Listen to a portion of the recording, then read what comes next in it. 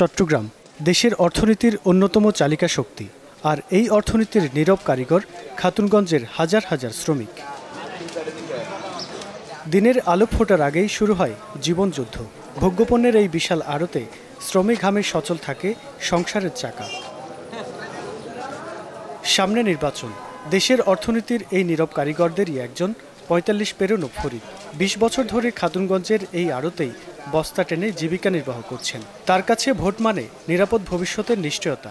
আমাদের প্রত্যাশাতে আমরা চলতে পারি, ভালো মতো কাজ করতে পারি, তারপরে ফুলাইন লেখাপড়া করতে পারাই, কাজ কাম হয়, তারপরে হলো সব কিছুর দাম টাম কমলে ওইটাই তো আমাদের ভালো।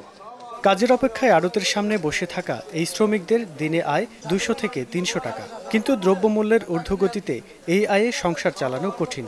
তাই নির্বাচন ছাপিয়ে তাদের ভাবনায় কেবল পেটের দায় আর জীবনযাত্রার মানোন্নয়ন।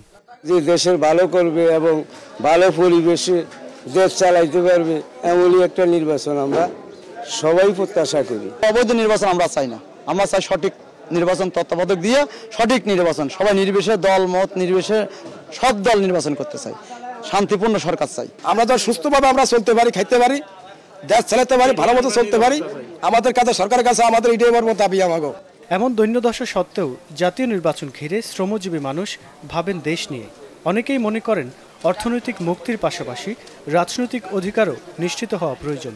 তাই তারা চান একটি নিরপেক্ষ ও অংশগ্রহণমূলক নির্বাচন। ভোট দিব যে কোন সরকার সেটাই তো ভাইবা দিশে পাইতেছি না, কারণ আমাদের সাধারণ মানুষের তো কোনো গুরুত্ব সরকার দিতেছে না, কোনো সরকারই দিতেছে না। সুস্থ একটা নির্বাচন হয়, সঠিক একটা সরকার গঠন হয়, তাহলে বাজার গতি নিয়ন্ত্রণ করবে, এরকম একটা সরকার আশা করি। নির্বাচন যদি হয়, ভালো একটা যদি সরকার যদি আসে, তাহলে আমরা সুন্দরভাবে দিন কাটাই, তার দিয়ে সুন্দরভাবে চল তুললে পারুম।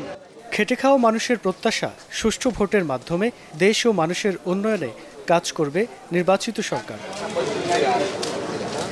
রুকন উদ্দিন, স্টার নিউজ, চট্টগ্রাম।